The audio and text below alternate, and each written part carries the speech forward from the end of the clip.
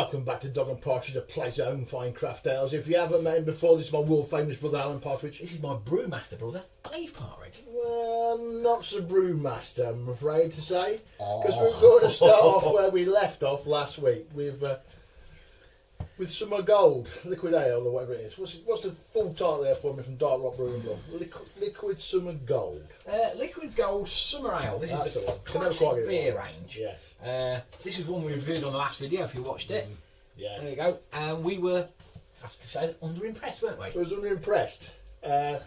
Since then, Dark Rock have wrote to me, from Dark Rock, explaining that they think that their kits are with a great standard, everything's quality checked. They should have absolutely no problems with whatsoever.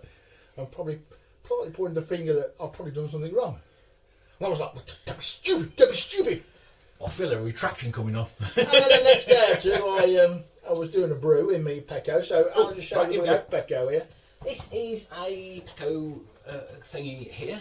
Yeah, and that comes with a digital controller, set out at 67 degrees, and I'll steeping the grain away. Oh yeah. And when I'm steeping the grain, I tend to do something else. Just go off and Just leave it. Just leave it. It's temperature controlled, isn't it? Temperature controlled. It's off now. When I came back to take the grain out of the Pecco, I did notice that the liquid was now bubbling. Now at 67 degrees, the liquid Shouldn't be bubbling, should it? No. Well, if you just pick that Pecco again out there, Yes, mate. and just show that little copper tube there. That's this bit here, folks. You can see that on there. There's a little rubber tube that normally fits on there that I've misplaced that holds the sensor in place. But not only that, if you just quite see it, it's worked its way out a little bit. Righto. Oh yeah, there's a little dark bit. I don't know if you can see that on the video, but there's a little dark bit on the end of the copper. So A, I've lost the little rubber tube that holds the sensor in place, Okay. and B, that's worked its way out the liquid a lot. Oh, that's not going to sensor properly then, is it? No. So what I've been doing is actually cooking my wort, probably past boiling. Instead of having a controlled rolling boil, I've probably been cooking about 105, 110 degrees. And Oh dear. And a couple of people said this to me on my YouTube channel. A couple of scribes said I may have caramelised the wort and the sugars within it, and this is what would give it the marzipan and the chemical-like taste. Ooh. So we reviewed a beer that wasn't actually the beer. No. So massive apology. Sorry. to Dark Rock. A total retraction from that review. But the nice guys at Dark Rock. They did send me a kit again to do it again. The kid to do it again. So thank you very much for that. We will do it again, We'll and do it hopefully with a lot better results because I did it with my Brew Devil this time. So while we make a lot of videos reviewing beer and the beer kit, you've got to look after your kit really that you're brewing, ain't you? Make sure your kit's all right. Also your kit. I mean, I do use a strong steriliser, VWP steriliser. I do use the wine fermenters. These have the 4-inch cap on with an airlock, so that just reducing down the risk of oxidation. Yeah. And when siphoning, something straight into a corner keg or a barrel and seal it as quickly as possible. So everything there should be a-okay. Okay. So what you must do is not let the air into your brew a lot, or not at all is best. Yeah. Siphon as quickly as you can. Basically just keep the air off it as well. Because you can. And they're all sterilised. So there you go. So that's why those beers turned out the way they did. Yeah, that's why that beer turned out the way it did. I have got a couple more that I may have messed up as well. So it might be a while before we're back doing a review, because I've got Grolsch and I've got another one that I've done that might not be at the right temperature. Okay. When I barreled the Grolsch, it did look slightly darker than it should have been. So we'll taste it. If it tastes okay, we'll review it. If it doesn't we won't. We'll redo it. Yeah. Okay, so for today then, bro, we've got some beers to try. Yeah, after all that waffle, it's time for a beer. Right, well, we've got we need one now, don't we? Well, after the first time ever, a video retraction. Video retraction, sorry, Dark Rock. Anyway, what we've got first then, bro? Well, we might as well start with this and work us way around the bar, haven't we? Right, let's have a look at this one then. This is Cooper's Ale. It's Innkeeper's Daughter, I believe. It's Innkeeper's Daughter. An Innkeeper's Daughter is a full malt driven palate, distinctive fruitiness with banana esters, generously hopped with creamy head and clean bitter finish. And this is just an extract kit, isn't it, Brian? Just a 110 kit. You get these varying prices around. You can add either sugar or spray malt, or in my case, I added a pouch of malt extract. Right, yeah. So it's still fairly cheap. Still fairly cheap, yeah. Works about 18 quid, I think, with Cool. the extra bit there. Let me get my mitts on one of these. Yeah, there you go, sir. Yeah. Oh, Nice, light and gold. I'll tell you what, it's got quite a dandy little nose to it, hasn't it? Multi-dandy little nose, isn't it? It's not quite... Well, I can smell some hops in the background there. It's a good nose though, I like that. Yeah. Cheers, bro. Cheers.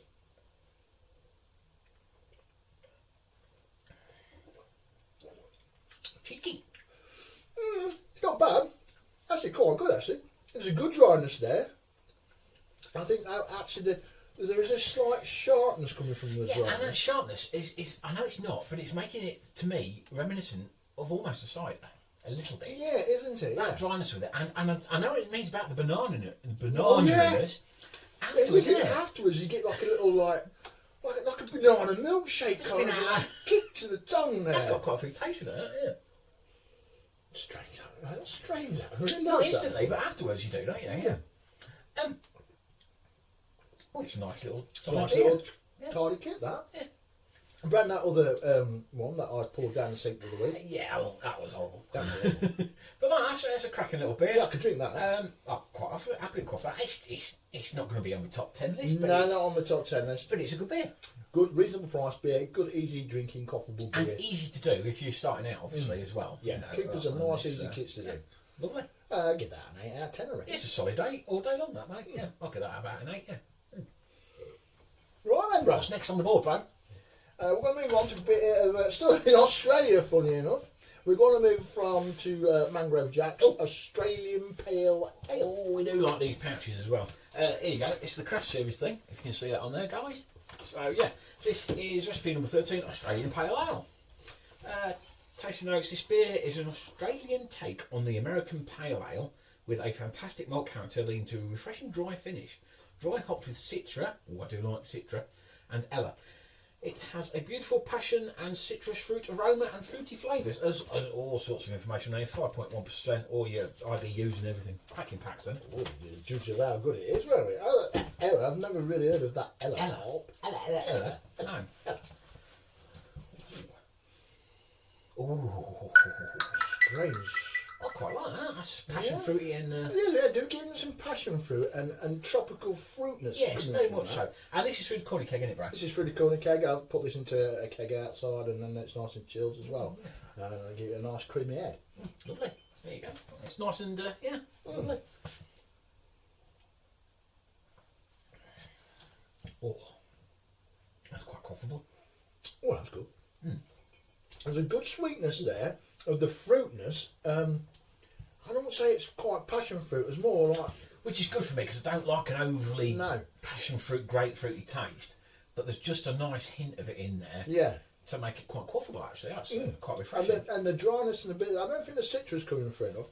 No, it's not. That Ella is giving me a strange little cake afterwards. I think that's taken over from the Citra. Yeah, it's giving me. It's trying to be dry like sitcom, but it's kind of giving it a bit of a grassy note with it. Little bit. Yeah. Yeah, I'll go with that. But that's just, again, it's a nice solid beer. Probably the wrong time of year. A nice summer afternoon, that'd be cracking. I reckon that give that a couple of months if we're not all quarantined. That is going to be absolutely. If we're all still alive past the zombie apocalypse, you know. Mad out there. That's mad out there, I'll tell you that. Let's hope they're not all stop buying beer kits. I'll have stockpiles. I'm okay. Right, okay, yeah. What do you reckon then, bro? It's another good solid 8 or 9 out of 10, isn't it? Good another side 8 or 9 out of 10. Probably a 9 out of 10. I reckon I think that's it's slightly better, I yeah. reckon that's slightly better than the Coopers. It's nice refreshing beer, yeah. Again, you do get that pouch. You do get some dry hops in that pouch.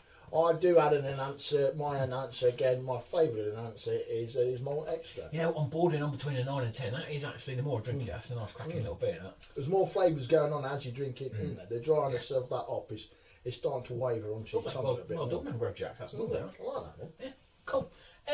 We're going for 3. We're going for a 3. 3. Now, I think this next one's quite a simple kit, I think, isn't it, bro? Yeah, it's quite a simple kit. I've seen these kits on the market for quite a while. Never really tried one. So I thought, oh, hey, what? I'll give it a go. I got this one from the Home Brew shop down in, I think, Hampstead or something like Well, that. it comes in one of these natty little boxes like that. Natty little Natty little box like like that. that, look. Okie dokie. And this is a dry kit. I've never had a dry kit before, apart from obviously when they're doing grains. But this is just a bag of dried malt, a bit like spray malt. in there. So no liquid as such. No liquid as such too. Okay, so this is Hamilton Bard's bitter. Yeah, you dissolve the spray malt in the same way as you would do malt extract. There is a bag of yeast in there, a little instructions, and a little bag of I was going to say, hopping answer. So I take it this would be quite ideal for somebody maybe starting out, because it says it's no boiling, takes 3 weeks, quite a simple little kit to do. Quite a simple kit. Yeah, cool. It doesn't take a lot of time to do. Again, they say it needs an enhancer. They say sugar or spray It says malt. only sugar and water to add. Yeah. Again, I'm not a fan of adding brewing sugar, so I've added a malt extract because I've had some laying around. Cool. Right. What sort of price, bro? Do you know, I can't remember how much that one was actually, to be fair. Right there. I haven't got a little sticker on the top of it anyway, has it? No, not even got a barcode on it on that one. Right there.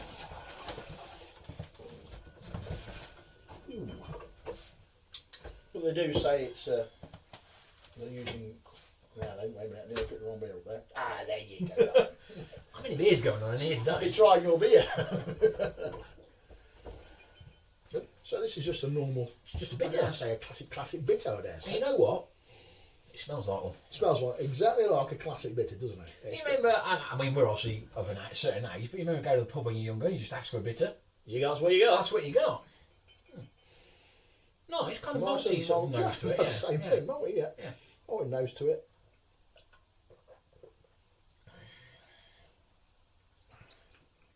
Probably a little bit more fruity than I was expecting. Yeah. But, yeah, it's a bitter, isn't it? Yeah, there's like, it's like, the bitterness is there, but it's also got some fruitiness with it as well. So, yeah, a bit of I like that. quite like that. That's not a bad little I like kit, that. Just a good classic bitter. I tell you what, that's not derived very far from that speckled hen we had the other week. It's a very similar, It's a similar sort of taste, isn't it? Yeah. And that fruitiness and that crispness at the end and that dryness just gives it that kind of like... Yeah, because it's not like traditional bitter. It's not sitting heavy. It's quite crispy and refreshing, isn't it? Sort of thing, yeah. Because it doesn't say on the box, do we know what strength this one is? I don't know. No, okay. But I don't think it's going to be very strong tasting it. No. It's going to be like between 3 and 4% in it. I would have said 4, 5 probably. Would you really? Okay. I'll find out after a few pints. Still standing, we'll be alright. Oh, we'll be alright. Oh, not swamp What do you reckon out of 10 then, bro? I reckon that's a good solid beer. Again, it's not on the top 10 list. No, me neither, but you know. I reckon that again. I reckon the top one today is the Mangrove Jack. Mangrove Jacks. And these two, I reckon are around Level pegging. Level pegging, 8 out of 10. Different styles of beer, but very nice. Yeah. Cool. Very drinkable, Lovely very to drink. comfortable. Yeah, nice. You'll notice today has been a lot of kits because not all the time I get the time to do full grain kits. It takes about 4 hours to do a full grain kit, a couple of hours to do the part grain kit. So, Well, as we've been so busy yeah, but in my other life, well, we're already into a zombie apocalypse now, so you might get time to brew some more beer. well, there is that. I might be self-isolated in the brewery. Anyway. what a horrible place to be isolated. I can think of worse. yeah, right. Is that about it then for today, bro? That's about it for today, bro. Stay tuned though, because coming up next time, if everything's successful, If we're all still here. and we're all still here, We've got the Dark Rock Grolsch Maybe, as he explained earlier about that one. The Mangrove Jack's Brute IPA, I like the sound of that one. I like the sound of that one. And Mangrove Jack's Simcoe. That's one of their hop type things, yeah? Yeah. Yeah, cool. Lovely. Right, fantastic. Well, if you're watching us on any other platform besides YouTube, go on over to YouTube and subscribe to our channel. That'd be very much. I did not share us around last time because we had that video where we didn't quite like the beer, and it was my mistake in the end, and I'm feeling a little bit guilty. Normally I share my videos around a little These bit, things happen, bro. like own brewing community and my Facebook page. I didn't share that one around. I'm glad I didn't because we dissed a beer that didn't need dishing. See, we can all make mistakes. It's just It's all part of the hobby, innit? You know. Yeah. So yeah, there you go. Yeah. We think that's what's happened. We'll find out. We'll find out on the rebrew. We'll find out on the rebrew if we still like it or not. I don't Definitely. think we do. Okay, until then, I think. Until next time, it's a goodbye from him. And it's a goodbye from me. Toodaloo.